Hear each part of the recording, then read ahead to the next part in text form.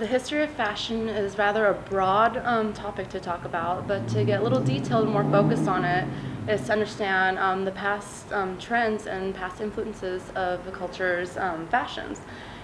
Biggest key points on fashion trends from the past is social and political influences. And that being of people dressed certain ways to show who they were socially and politically, and that's with colors, with styles.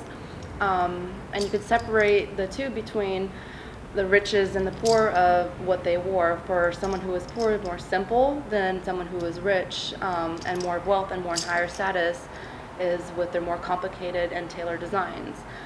Depending on what kind of fashion and where you're trying to focus on and what's your influences are, you'd have to be specific on the region. Or do you like more Western styles? You want to get more into Western history or European or African history?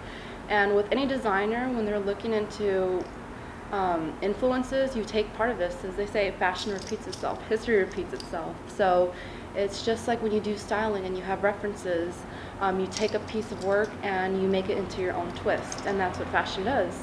So to learn about fashion history is a great tool as a designer, is to have references and have something to be inspired. You know, for designers to travel into different countries and different areas and different locations, it gives them inspiration when you seem to not be inspired anymore. And you know, different little things as far as color, shapes could help you be inspired and to then form a collection and just create your own.